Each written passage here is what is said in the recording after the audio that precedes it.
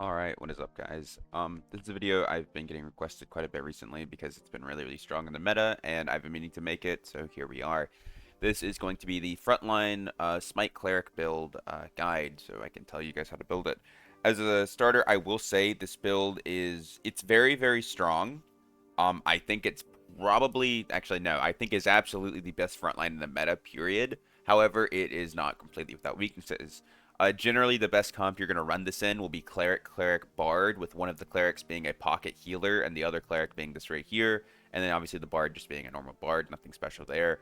And in that comp, as I'm sure you can see, the really big weakness is you have no real range damage. Like, yes, a Cleric can throw some Holy Strikes, or, your Bard can shoot a crossbow or survival bow or whatever, but you don't have a ton of good range damage, which has led some people to playing a different variation of Cleric Wizard Bard. And while that comp has more range damage in the Wizard, if you are still playing Frontline Cleric with that comp, then you have no heals for your Frontline Cleric when they're in a fight.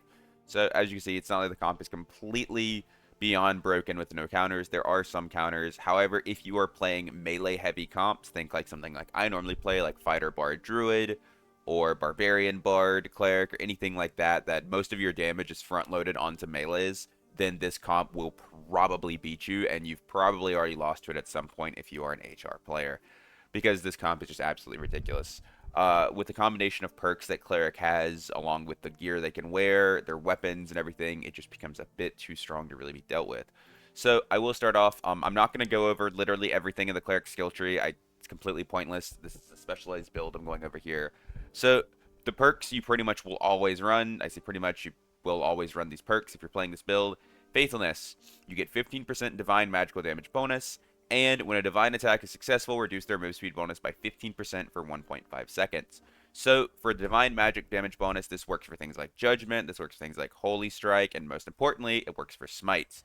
This just says magical damage. This is actually divine magic damage. And the thing that's really strong about this is the 15% damage bonus is actually quite low because this is only magical scaling, and it's only 15% more on Smite.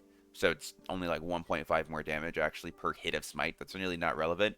But the slow that it has stacks directly on top of the Morningstar slow, and I'm pretty sure this is like a 20% on hit slow, and on top of that you add another 15%, so all of a sudden your Morningstar is a 35% on hit slow, which is incredibly strong. For reference, Warmaul, which is the biggest on hit slow in the game, is only 35%. So as I'm sure you can imagine, that's kind of ridiculous. So when you get hit by this, it is very hard to get away from them, even though if they're running incredibly low move speed like I am with this kit. Then Perseverance, just very basic, reduce all types of incoming damage by 3. Any source of damage you take gets reduced by 3. If you're taking multiple instances of damage, all of those will get reduced by 3. The thing Magic Missile, each missile that hits you will get reduced by 3 damage. So it's just, this is one of the best tank perks in the game. And when multiclassing was out, when multiclassing was out, these two perks were two of like the best perks to ever run on any other character. But anyways, yep, very straightforward, very strong.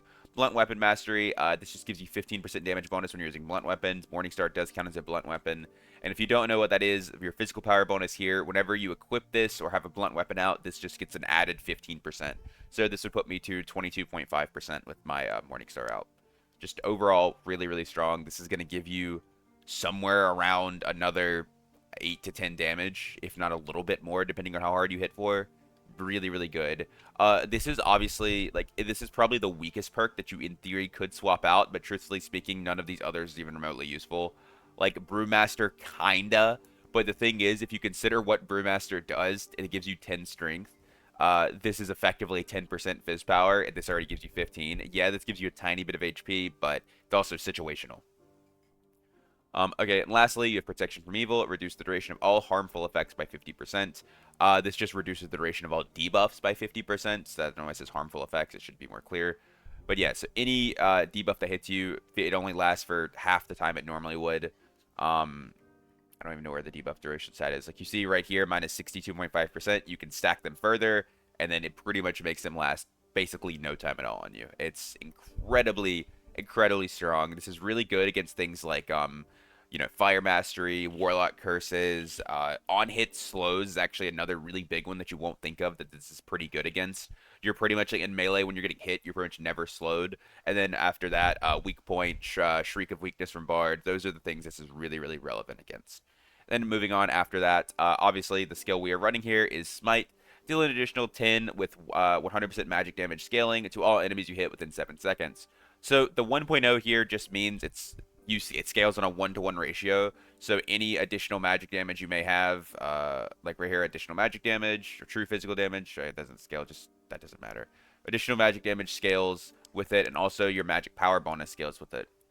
This is 19%, so if I'm pretty sure this works the way I'm thinking it does, this would add almost 2 damage to your scaling. And then lastly, we run Spell Memory. So I will go over the spells I run first, and then I will mention that you can run Divine Protection. But if you are running spells, these are the ones I like to run. Lesser Heal, Divine Strike, Sanctuary, Protection, and Bless.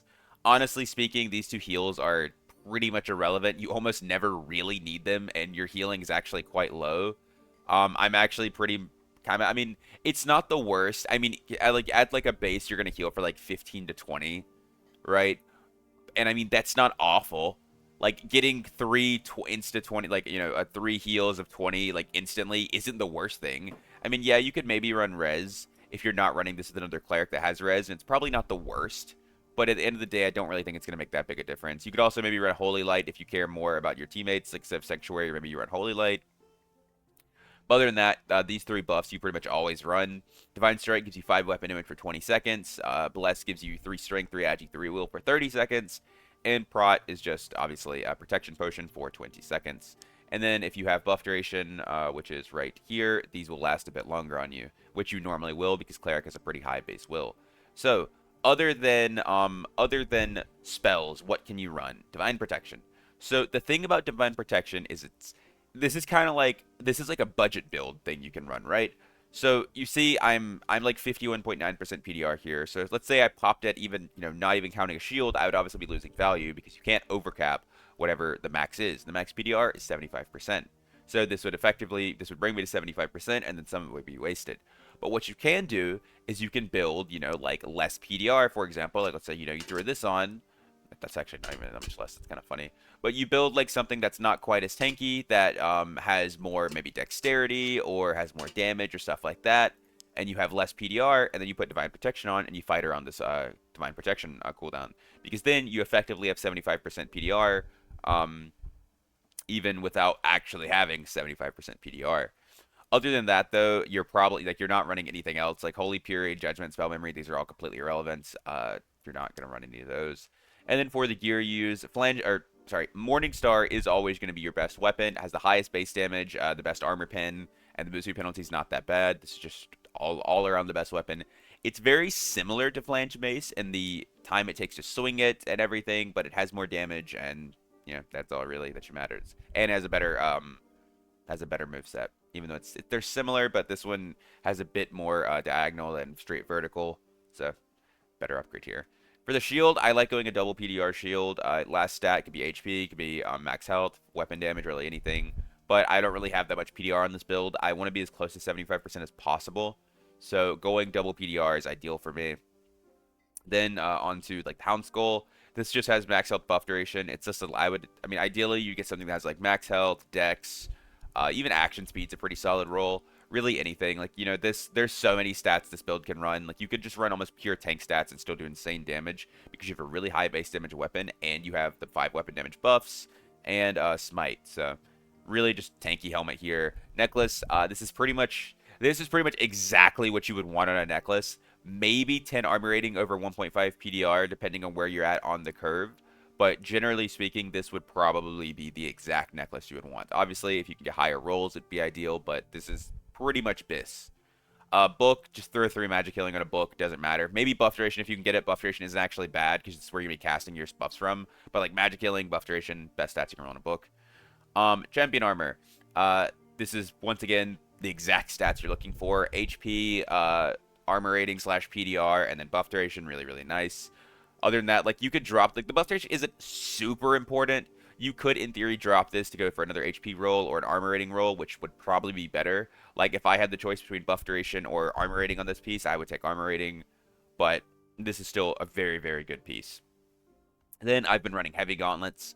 I actually like these quite a bit because they give dex and vig. If you don't need the HP or the armor ready, you could also run leather gloves for the dexterity. However, there is a certain amount of dexterity I really try to get with this build. I would prefer a bit more, usually around 10 to 15%, but it's kind of hard for me to get it with this gear I have and swapping any piece out. Because swapping any of these pieces out here to get more action speed would cause me a drastic loss in HP. Other than that, these are literally just 1 true damage heavy gauntlets. They just have really nice base stats. That's pretty much why I'm wearing them. All right, Wolf Hunters. These are completely optional. Excuse me 1 second. I did take a sip of water. My mouth is getting dry. Wolf Hunters completely optional. I was running leather leggings up until last night. I was like running literally these right here exactly. But we killed some guy and I got Wolf Hunters. Honestly, it's hard to say whether or not these are even better. I mean, they give me more HP and slightly more PDR and fizz damage, but it's like completely arguable. You can wear Wolf Hunters here, you can wear Demon Clad, you can wear leather leggings, heavy leather leggings, you can wear pretty much anything you want. Legs don't really matter, just look for like, dex, action speed, health, armor rating, magic damage reduction. Any of these stats are perfectly fine. You don't need anything super like specific here. These are really just a stat piece. And then rugged boots are what I'm wearing. I really want the HP. You could also go adventure boots here that have a lot of HP rolls. I think those are very good. But I do have the 4 movement speed roll on them just for a little bit more move speed. Because even if I am slow, I'm not that slow. I would always like to be a bit faster. But yeah, rugged boots or adventures are probably your best here. You could also maybe go like lightfoots or lace turn shoes if you really want move speed. But I don't see that as being super, super important. And then for my rings, I have a Ring of Finesse. It's just a legendary Ring of Finesse because I really, really wanted Dex. Last night, my Dex is low, so I just went and bought a double HP ring. It's cost me like a little over 1,000 gold. But this could be, like I said, this could be Grim Smiles, Vitality Rings, Dex Rings, a lot of different things that go on this build. A ton of different things. And then my last ring is just a Grim Smile that I also got off the guy that I got like these 3 pieces here from. Just says add magic damage, fizz power, buff duration. Pretty solid piece. Nothing super, super crazy. And then my last, my cloak is just max health, action speed, magic res, dexterity cloak, because like I said, I wanted more action speed in my build. But other than this, that's probably going to wrap it up for the build guide. It's a very, very straightforward build, not a lot to talk about. You go in fights, you see a team, you buff up, you walk. The only thing I really have to mention is be careful of when wasting your smite, because if you waste your smite before and they can kite you out after, then they're just going to play around that. Like, make sure you're using your smite. Whenever you're about to swing your first hit to hit them, use smite. That's when you use it. Don't use it when you're running at them and they have time to turn around and back away. But, yeah, other than that, not much is really to say. I will say, I am almost positive they will be nerfing this build, like, soon. So, if you're going to abuse it, get out there and abuse it. But with that being said, thank you guys for watching. I'll catch you guys next time. Peace.